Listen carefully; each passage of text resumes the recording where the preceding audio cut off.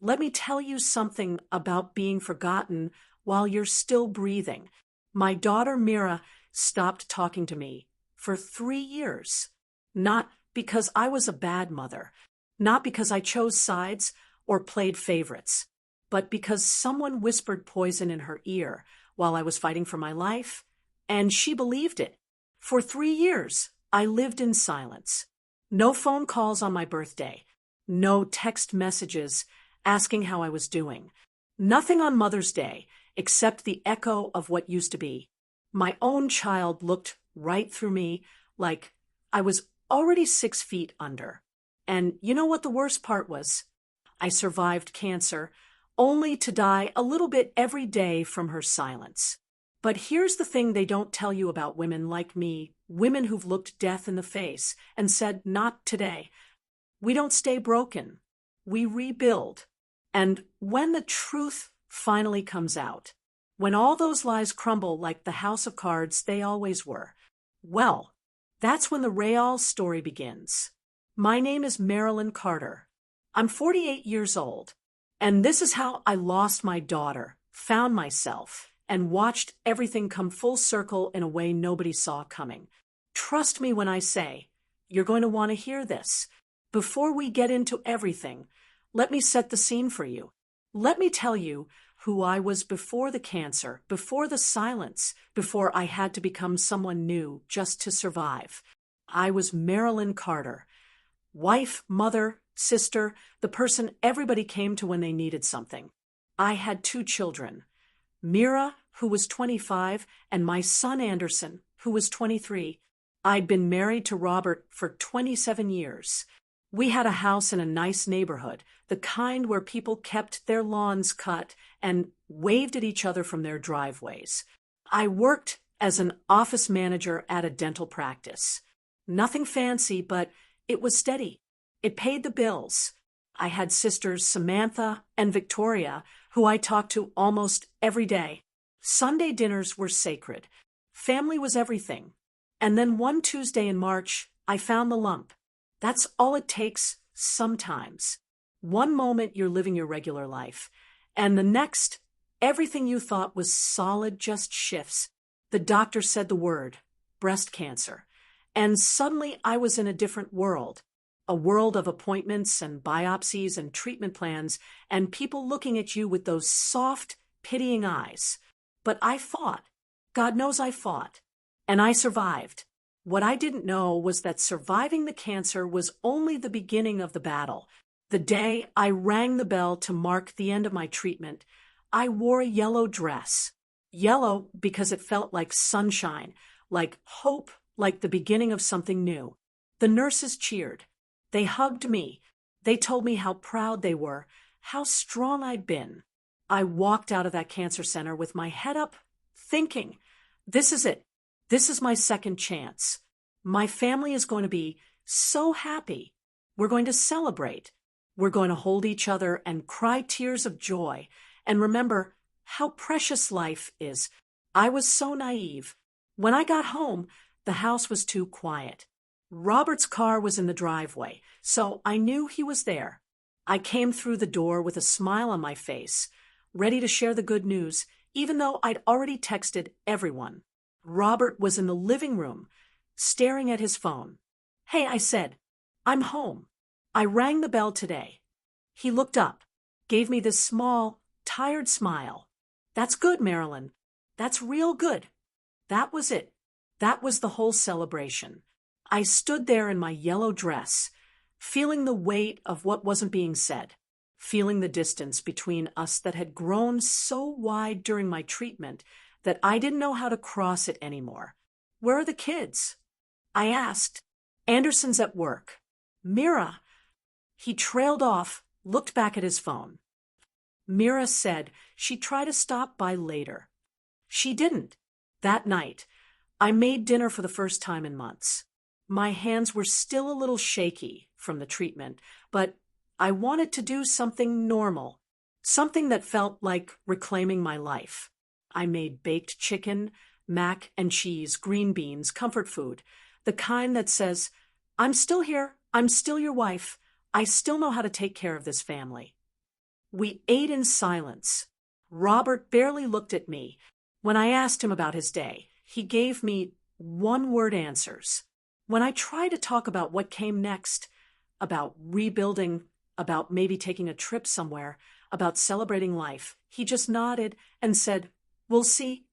After dinner, I went upstairs to put away some laundry. That's when I noticed it. My jewelry box was on the dresser, but it was open, and it was empty. My heart started pounding. I opened the closet.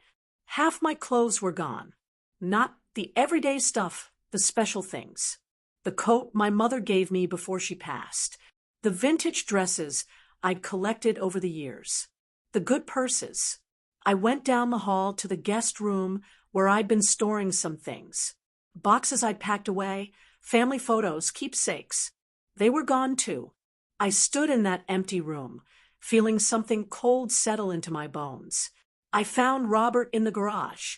"Where are my things?" My voice was shaking. He didn't turn around. "What things?" "My jewelry. My clothes. The boxes from the guest room." He was quiet for a long time. Then he said, "Samantha and Victoria took some stuff. We all thought it would be easier to sort through things while you were sick. In case." "In case what, Robert?" He finally looked at me, and I saw it in his eyes. He'd already buried me. In his mind, I was already gone. "In case you didn't make it," he said quietly, "let me tell you something. I'd felt a lot of pain during my cancer treatment. The surgery, the chemo, the radiation, all of it hurt in ways I can't even describe. But nothing, and I mean nothing, hurt like knowing my own husband had cleaned out my things before I was even dead. If you've never been treated like a ghost while you're still alive, let me paint you a picture. It's the way people lower their voices when you walk into a room. It's the way they look at you with soft eyes and gentle smiles, like you're too fragile to handle the truth. It's the way they make plans around you, but never with you. That's what my life became after treatment. Robert started sleeping in the guest room. He said it was because he didn't want to disturb my rest, but I knew better. He couldn't look at me anymore. Every time he did, he saw the woman he'd already said goodbye to. The fact that I was still here, still breathing, still trying to live, it was almost like an inconvenience. Anderson, my baby boy, he tried. God bless him, he tried. He'd come by once a week, sit with me, ask how I was feeling. But even he had this carefulness about him, like I might break if he spoke too loud or stayed too long.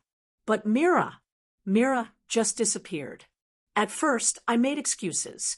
She's busy with her new job. She's dealing with her own stuff. She needs space. But as weeks turned into months, I had to face the truth. My daughter wanted nothing to do with me. I called her. The calls went to voicemail. I texted her. The messages went unanswered. I showed up at her apartment once, and she wouldn't even open the door. Just spoke to me through it. Her voice cold and flat, saying, "I can't do this right now, Mom. Just go home." I stood in that hallway, staring at her closed door, trying to understand what I'd done wrong. I found out later, of course. I found out exactly what had happened and who was behind it. But that comes later in the story. For now, all I knew was that I'd survived cancer, only to lose my daughter anyway. The months after treatment were the strangest time of my life. I was supposed to be celebrating, supposed to be grateful, supposed to be living my second chance. But I felt like a stranger in my own home. My sisters, Samantha and Victoria, they came around. But it wasn't the same. There was this awkwardness now, this guilt hanging between us. I knew they'd gone through my things. I knew they'd divided up my belongings like I was already dead. And even though they smiled and hugged me and said they were so happy I'd made it, I could feel the discomfort. One Sunday, we had dinner at Samantha's house. She'd insisted, said it was time to get back to normal, back to our family traditions. I walked in, and the first thing I saw was my mother's china cabinet in her dining room. "Sam," I said, pointing at it, "that's mine." She froze, a bowl of mashed potatoes in her hands. "Oh, yeah, we were keeping it safe for you." "Keeping it safe in your dining room?" Victoria jumped in. "Marilyn, we can give it back. We just thought." "You thought I was going to die." I finished for her. The room went silent. Robert, who'd driven me there, suddenly found the floor very interesting. Anderson shifted uncomfortably. Samantha's husband left the room entirely. "We were just trying to help," Samantha said quietly. I looked at these people, my family, my blood, and I realized something. They hadn't just divided up my things. They divided up my life. They'd made peace with my absence. And now that I was still here, I was disrupting the narrative they'd already written. I was the inconvenient survivor. That night, lying in the guest room of my own house because my husband couldn't bear to sleep next to me, I made a decision. If they wanted to treat me like I was already gone, then maybe it was time to actually leave. I didn't make a big announcement. I didn't have a dramatic confrontation. I just started planning. First, I looked at my finances. During my treatment, I'd been so focused on surviving that I hadn't paid much attention to money. Robert handled all that. But now I started digging. I pulled up bank statements, credit card bills, the mortgage information, and I found out some interesting things. Robert had refinanced the house without telling me, took out a loan against it. The money was just gone.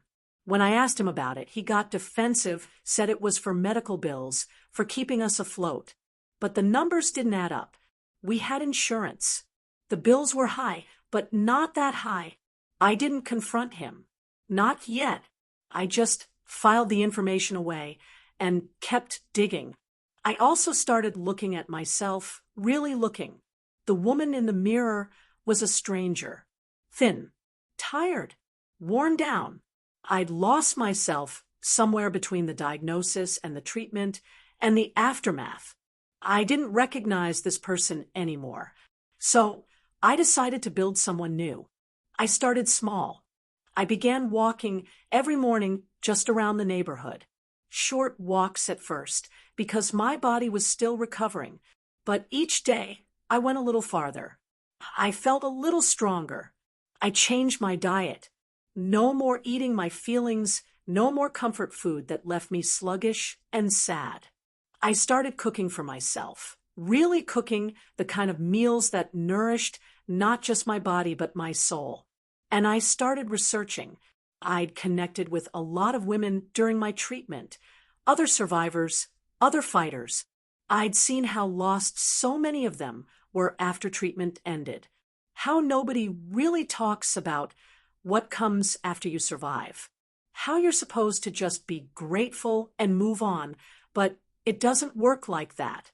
I had an idea, a business idea, wellness coaching for cancer survivors. Not the clinical stuff, the doctors handled that, but the rest of it, the rebuilding, the reclaiming of your life, the emotional and spiritual recovery that nobody talks about. I started taking online courses, certification programs. I spent hours learning about holistic health, nutrition, trauma recovery, rebuilding after loss. Robert didn't notice. He was too busy living his own life, the one that apparently didn't include me. Anderson noticed, though. One evening he came by and found me at the kitchen table with my laptop and a stack of books. "What's all this, Mom?" "I'm studying," I said. He picked up one of the books. "Wellness coaching. I'm starting a business." He sat down across from me, surprise on his face. "Really? Really? That's great, Mom. I mean, if you need help with anything." "I got it," I said, and I smiled, because for the first time in months, I actually meant it. 3 months after I rang that bell, I moved out. I didn't make a scene. I just found a small apartment across town, signed the lease, and started packing my things, the things that were left. Anyway, Robert came home one evening and found me loading boxes into my car. "What are you doing?" "I'm leaving." He just stood there, mouth open. "Marilyn, wait. We should talk about this. We should have talked about a lot of things, Robert. Like why you refinanced our house. Like why you've been treating me like a ghost. Like why you gave up on us before I was even gone." "I didn't give up." "Yes, you did. I closed the trunk of my car. You buried me while I was still alive. And I'm done living in a house where everyone treats me like I'm already dead." "Where are you going?" "I found an apartment. I'll send you the address." "Marilyn, please. Let's just talk about this." I looked at him, this man I'd loved for 27 years, this man who'd promised to love me in sickness and in health, and I saw the truth. He was relieved that I was leaving, that he wouldn't have to face his own guilt anymore, that he could move on with whatever life he'd been building without me. "Goodbye, Robert." I got in my car and drove away, and I didn't look back. Now, before I tell you what happened next, I want you to do me a favor. If you're listening to this and you're feeling it, if this story is touching something in you, go ahead and hit that like button. Drop a comment and tell me, have you ever felt invisible in your own life? Have you ever had to rebuild yourself from scratch? And subscribe, because trust me, this story is just getting started. What happened when I finally started living for myself? When I finally started glowing instead of just surviving? That's when everything changed. Let's keep going. My new apartment was small. 1 bedroom, 1 bathroom, a kitchen barely big enough to turn around in. But it was mine. I spent the first week just breathing in the silence, not the heavy, awkward silence of living with people who didn't want you there, but the peaceful silence of solitude, of freedom, of possibility. I bought a yoga mat and started doing morning stretches by the window. I filled my tiny kitchen with fresh vegetables and herbs. I hung pictures on the walls, not family photos, but art that made me feel something.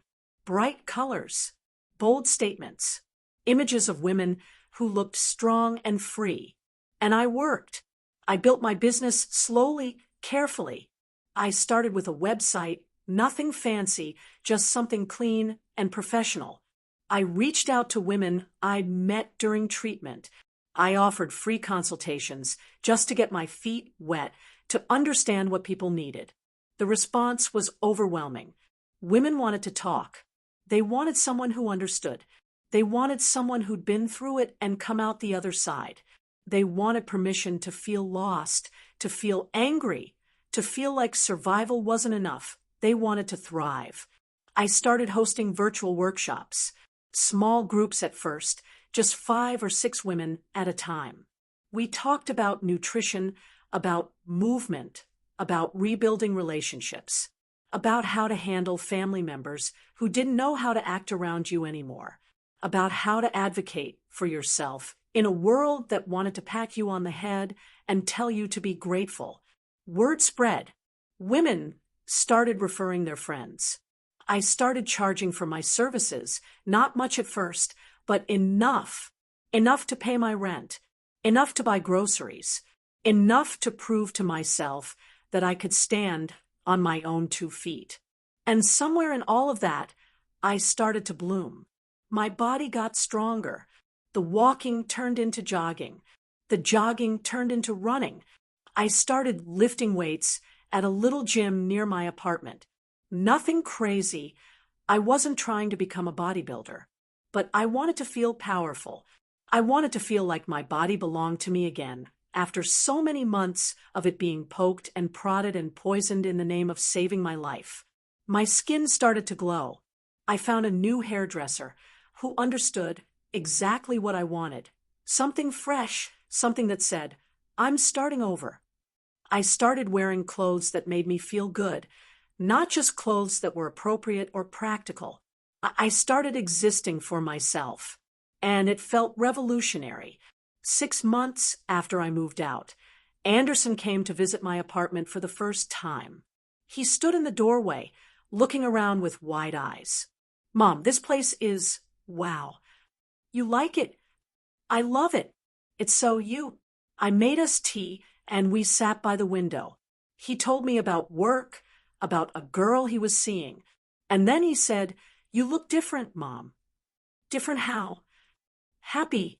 You look happy. I smiled. I am happy.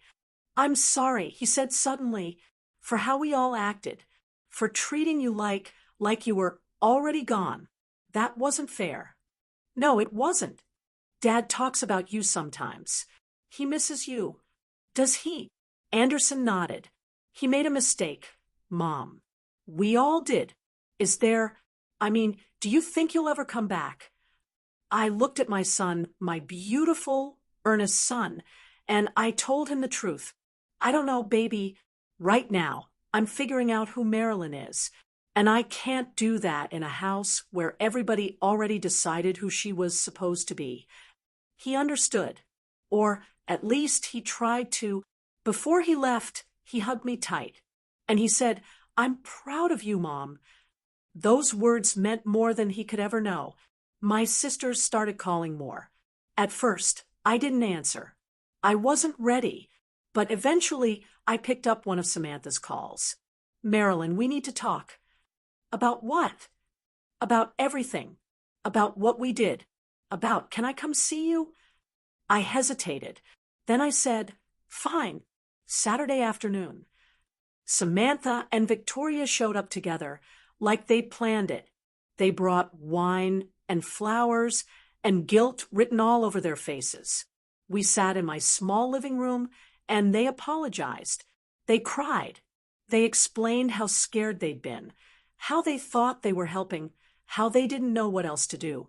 "We thought we were losing you," Samantha said, "and we panicked. So you just took my things, divided them up like I was already dead." "We were wrong," Victoria said. "We were so wrong, Marilyn. We know that now." I looked at my sisters, these women I'd grown up with, who I'd loved my whole life, and I saw that they were sorry, genuinely sorry, but sorry didn't undo what they'd done. "I need time," I told them. "I need time to figure out if I can forgive you, if I can trust you again." They nodded. They understood. And when they left my mother's china cabinet in the hallway. I looked at it for a long time before I brought it inside. By the time I'd been in my apartment for a year, my business was thriving. I'd expanded beyond virtual workshops. I'd written an ebook, "Surviving Isn't Enough: A Guide to Thriving After Cancer." It sold better than I ever imagined. Women emailed me their stories, thanking me for putting into words what they'd been feeling. I started speaking at local cancer centers, sharing my story, offering hope to women who were just beginning their journeys. I hired a small team, 2 other survivors who wanted to help. We created a full coaching program complete with meal plans, exercise routines, mental health resources, and community support. The money started coming in. Real money. Enough to move to a bigger apartment. Enough to save. Enough to feel secure for the first time in my life, knowing I'd built this with my own 2 hands. I was glowing. Literally glowing. My skin was clear. My eyes were bright. My body was strong. I looked 10 years younger than I had during my treatment. I felt 20 years younger. People noticed. Men noticed. I won't lie, it felt good. After spending so long feeling invisible, feeling undesirable, feeling like damaged goods, it felt good to walk into a room and turn heads. To have someone hold a door open for me and let their gaze linger. To know that I was still a woman, still attractive, still alive in every sense of the word. I didn't date anyone seriously. I wasn't ready for that. But I went out. I socialized.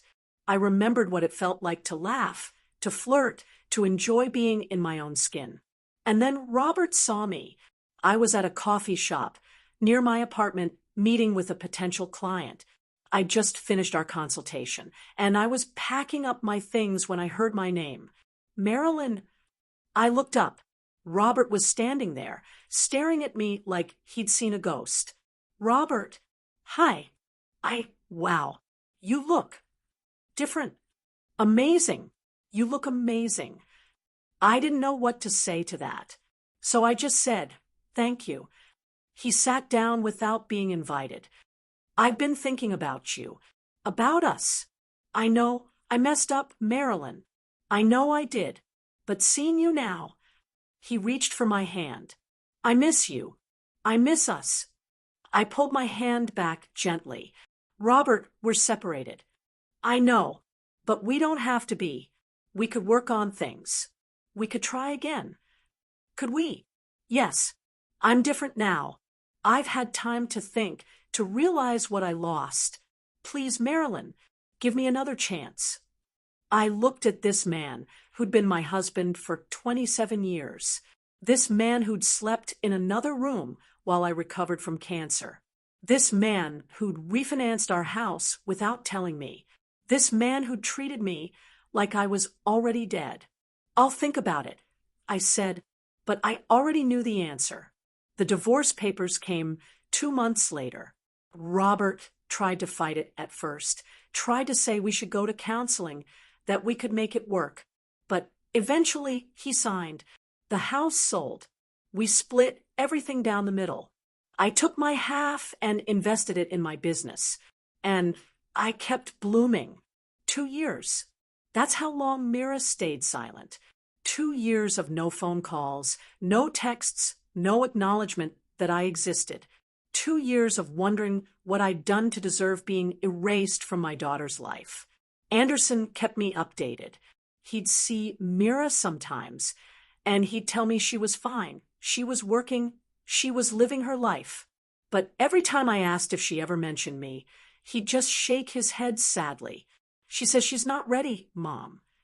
Not ready for what? To talk to her own mother. I don't know. She won't tell me what happened. She just says you know what you did. But I didn't know. That was the thing that kept me up at night. I genuinely had no idea what I'd done to make my daughter hate me. Until the day I ran into Ella. Ella was Robert's sister. We'd been close once, before everything fell apart. I hadn't seen her since the separation, hadn't really thought about reaching out. But I saw her at the grocery store, and before I could decide whether to say hello, she was hugging me. Marilyn, oh my God, look at you. Hey, Ella, you look incredible. Seriously, what have you been doing? We stood there in the produce section, catching up. She told me about her kids, her job. And then she said something that made my blood run cold. I'm so sorry about what happened with Mira. By the way, I told Isabel she shouldn't have said anything, but you know how she is. Isabel, Robert's other sister. What did Isabel say to Mira? Ella's face changed. Oh, you don't know. Know what? She looked around, uncomfortable. Maybe we should talk somewhere private. We went to my apartment. I made coffee, and Ella told me everything. During my treatment, when I was at my sickest, when I was barely holding on, Isabel had gone to Mira, had sat her down and told her that I was dying, that I didn't have much time left, and that before I died, there was something Mira needed to know. Isabel had lied. She'd told Mira that I had an affair years ago, that I'd cheated on Robert, gotten pregnant, and had an abortion, that the family had covered it up to protect me. But now that I was dying, Mira deserved to know the truth about who her mother really was. None of it was true, not one single word. But Mira believed it. She was devastated. Ella said quietly. She felt betrayed. She said she couldn't even look at you, knowing what you'd done. And then when you survived, I think she didn't know how to come back from that. She'd already mourned you, already cut you off. And admitting she'd been wrong felt impossible. I sat there, coffee cup shaking in my hands. Why? I whispered, "Why would Isabel do that?" Ella sighed. "Because she's always been jealous of you, Marilyn. Because Robert always compared her to you. Because you had the life she wanted. And when you got sick, she saw an opportunity to destroy you, even if you weren't going to be around to see it." I couldn't breathe. For 2 years, I'd carried the weight of my daughter's silence. For 2 years, I'd wondered what I'd done wrong, how I'd failed as a mother. For 2 years, I'd mourned the relationship we'd had. And it was all because of a lie. Does Robert know? I don't think so. Isabel swore Mira to secrecy, said it would kill Robert to know the truth about you. I stood up, paced my small living room, felt rage building in my chest like a living thing. "Marilyn, what are you going to do?" "I'm going to tell Mira the truth." "Are you sure? Maybe it's better to just—" "Better to what? Let my daughter keep hating me based on a lie? Let Isabel get away with destroying my family?" Ella was quiet for a moment. Then she said, "Isabel's having a birthday party next weekend. The whole family will be there, including Mira." I looked at her, and I smiled. "Send me the address." "Okay, listen. If you're still with me, if you're feeling this story, I need you to do something for me. Hit that subscribe button right now. Drop a comment and tell me, have you ever been betrayed by someone you trusted? Have you ever been lied about? Because what I'm about to tell you next, what happened at that birthday party, that's where everything came to a head. Stay with me. We're almost there. I spent the week before Isabel's party getting ready. Not physically. I was already glowing, already strong. But mentally, emotionally, I prepared myself for what was coming. I called Anderson, told him what I'd learned, told him what I was planning to do. "Are you sure, Mom? Maybe you should talk to Mira privately first. She's had 2 years to talk to me, baby. 2 years to ask me if what she heard was true. She didn't. So now we're going to do this my way." I could hear the worry in his voice, but he said, "Okay, I'll be there. I'll have your back." "I know you will." The party was at Isabel's house. Big, fancy, exactly the kind of show she liked to put on. When I pulled up, the driveway was full of cars. The yard was decorated with balloons and lights. Music floated through the air. I sat in my car for a moment, gathering my courage. I was wearing a red dress. Bold, beautiful, the kind of dress that made a statement. My hair was perfect. My makeup was flawless. I looked like a woman who'd been through hell and come out the other side stronger. Because that's exactly what I was. I walked up to the door, rang the bell, and when Isabel opened it, her face went white. "Marilyn, what are you doing here?" "I came to wish you happy birthday," I said sweetly. "Can I come in?" She didn't want to let me in. I could see it in her eyes. But there were people behind her, and they'd already seen me, and making a scene would look bad. So she stepped aside. "Of course. Come in." The party went quiet when I walked in. Every head turned. I saw Robert across the room, his mouth falling open. I saw Samantha and Victoria, surprise on their faces. I saw Anderson in the corner, giving me a small nod of support. And I saw Mira. She was standing by the food table, a plate in her hand. When she saw me, she froze, just stood there, staring at me like I was a ghost. "Hi, everyone," I said brightly. "Sorry I'm late." Isabel recovered quickly, put on her hostess smile. "Marilyn, what a surprise. I didn't know you were coming. I wasn't invited, but I heard the whole family would be here, and there's something I need to say, something everyone needs to hear." The room went even quieter. Robert stepped forward. "Marilyn, maybe this isn't the time." "No, Robert, this is exactly the time."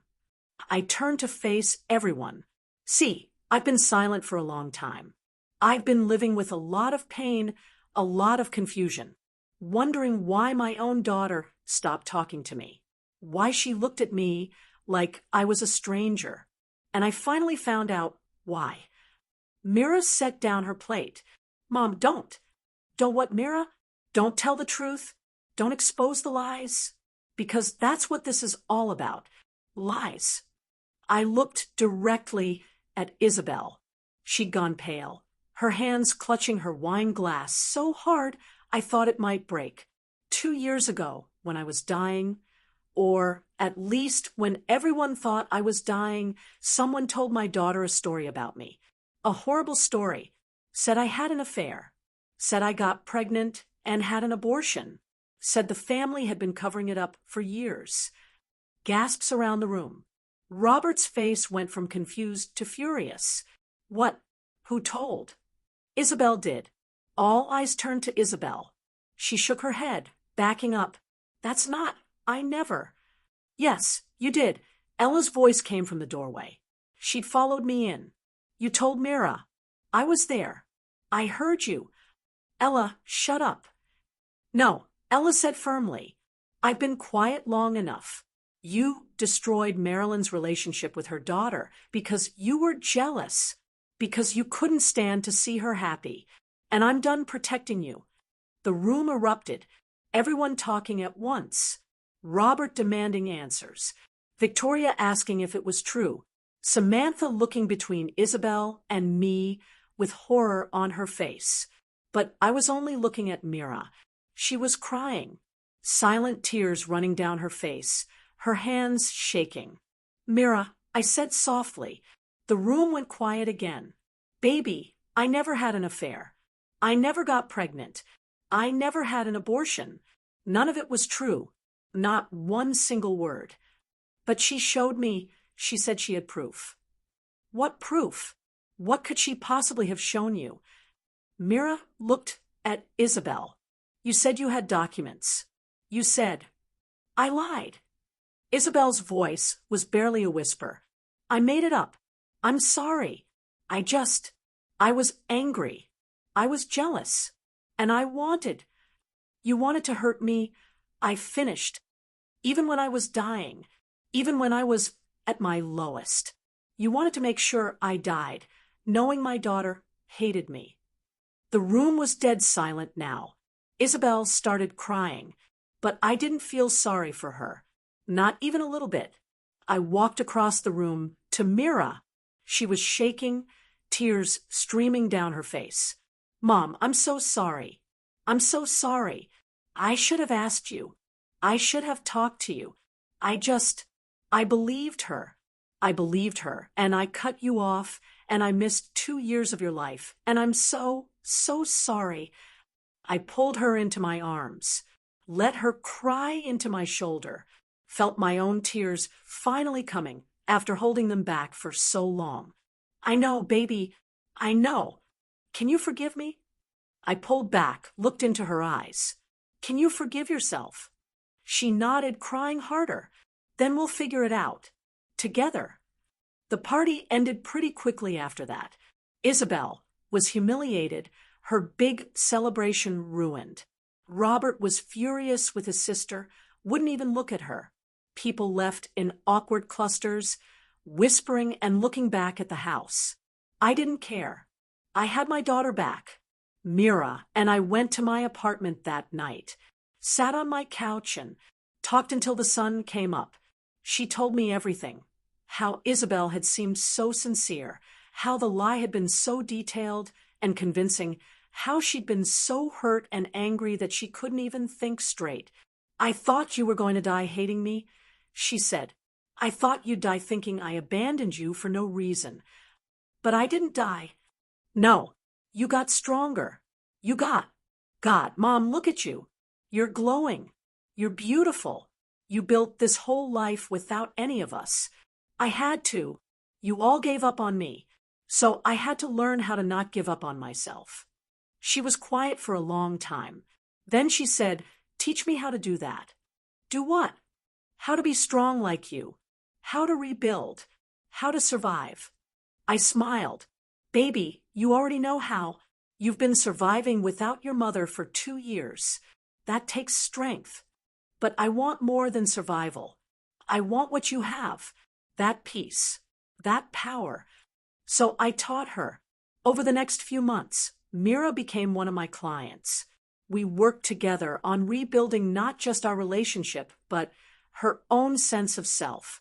She'd been carrying so much guilt, so much grief over what she thought she'd lost.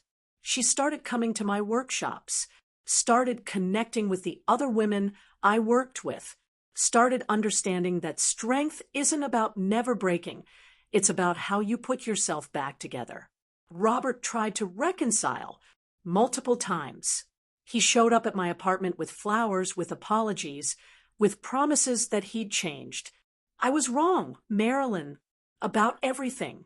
Can we start over? No, Robert, we can't. Why not? I love you. I still love you. You love the idea of me, the wife, the mother, the woman who made your life comfortable. But when I got sick, when I wasn't useful anymore, you gave up. You refinanced our house without telling me. You slept in another room. You treated me like I was already dead.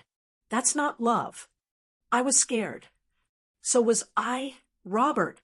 I was terrified, but I didn't give up, and I won't go back to a man who did. He left, and I felt nothing but relief. My sisters and I rebuilt our relationship slowly. They proved themselves over time, returning my things, respecting my boundaries, acknowledging what they'd done. It took a year before I fully trusted them again. But we got there.